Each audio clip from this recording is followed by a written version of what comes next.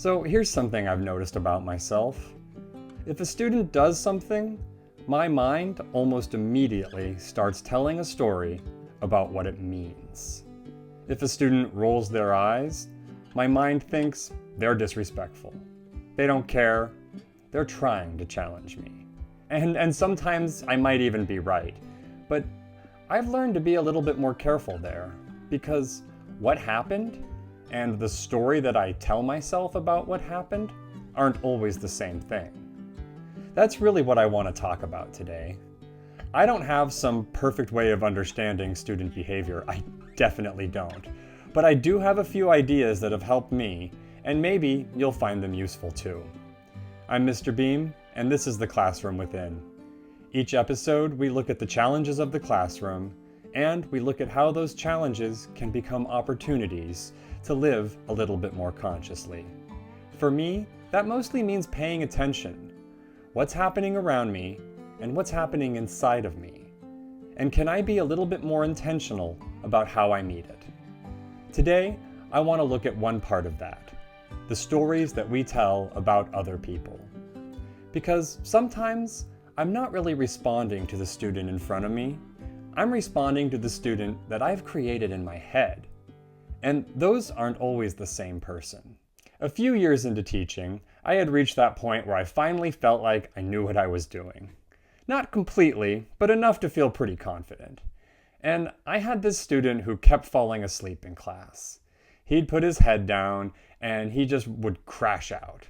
And I got on his case about it, I'd make jokes, and I moved him to the front of the classroom so I could keep waking him up. And in my mind, I had already decided what was going on. He was lazy and he wasn't trying. But eventually, I did what I probably should have done sooner. I reached out to his family and I set up a conference with his mom. She came in and she was in tears. She told me that he didn't have a bedroom of his own. He slept on the couch, and his father and uncles would stay up late drinking and playing cards. So this kid wasn't falling asleep in class because he didn't care. He was exhausted. And I remember realizing I had built a whole story around him. And I really didn't know what his life looked like at all. That conversation changed the way I treated him, but it also changed something bigger for me. It made me a lot more careful about the assumptions I make around student behavior. Because sometimes what looks like laziness is just exhaustion. And what looks like defiance might be embarrassment. And what looks like not caring can sometimes be just something that we don't even understand yet. And that gets us to the question underneath this whole episode. Can I see the student in front of me without reducing them to the story that my mind has already created about them? Let's take something really simple. A student rolls their eyes. What happened? They rolled their eyes. That's what I actually know. But then my mind gets involved. They don't respect me. They're trying to undermine me. They always do this. They're impossible. And it happens so fast. We go from an action to meaning to an identity. They rolled their eyes. They were disrespectful. They are a disrespectful kid. And that whole thing just happened in a second. And I've done this plenty of times. And once that story gets established, I can start seeing the student through the story. If I already think that a student is lazy and they don't finish their work, I think, of course. And if they do finish their work, I might think, finally. The story starts filtering what I see. And emotions make that even stronger. If I'm already angry, the thought he's disrespecting me can feel like a fact. If I'm embarrassed, the thought she is trying to make me look bad can feel obvious. But there's a difference between the feeling and the interpretation. The feeling is real, and the interpretation might be real or maybe not. So when I notice myself getting hooked, I try to separate a few things. What actually happened? What did I feel? And what story did my mind start telling? Those aren't necessarily the same thing. That isn't about judging the story, it's just about noticing it. And that lies at the heart of conscious living. I'm not trying to stop my mind from creating stories. Good luck with that. That's what minds do. I'm just trying to catch the moment when I start treating the story like it's definitely true. Can I notice the story without becoming the story? And if I can do that, even for a second, another question opens up. What else might be true? This is probably the piece that I've found most useful. When I loosen my grip on certainty, just a little bit, curiosity has a chance to show up. Maybe the student is avoiding work because of embarrassment, or maybe it feels too hard. Maybe they're afraid of getting it wrong in front of everybody. I know now that sometimes kids put their heads down because they really are exhausted. Maybe they're just making an immature choice, sure, and maybe my first interpretations are partly right. I don't know yet. And I actually think that that's a pretty useful place to stand. I don't know yet.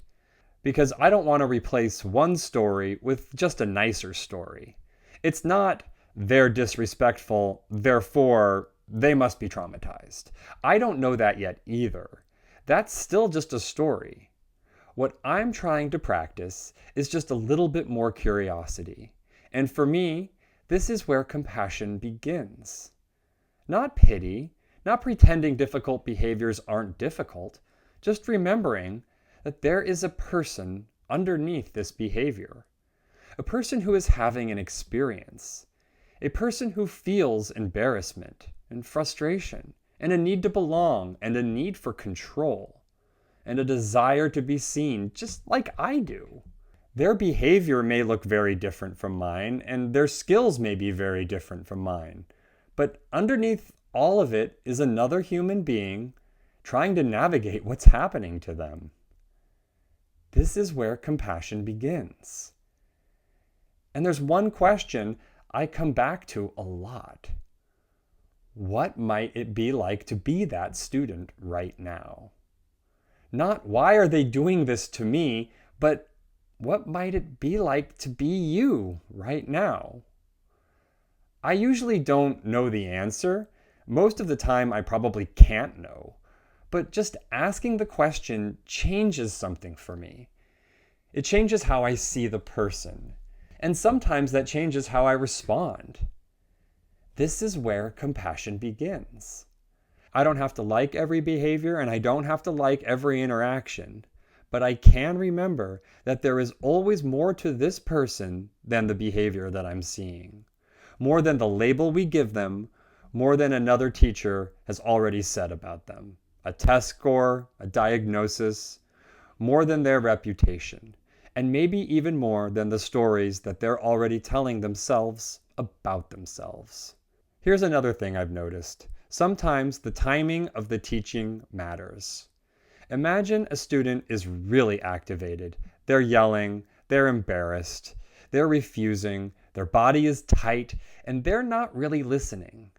And this is often the exact moment when we want to teach the most. We explain, we correct, we lecture, we ask, why did you do that? What were you thinking? You know better. I've done all of that. And sometimes I still do. But I've started asking myself, is this student actually available for this lesson right now? Because I know what happens to me when I get overwhelmed. I get less flexible, I get defensive, I don't listen well, and I say things that I wish I hadn't said. I may know the wise thing to do and still have trouble accessing it. So one phrase I've found very useful is this: regulate first and teach second. Sometimes fewer words help, a quieter voice, a little more space, and simple boundaries.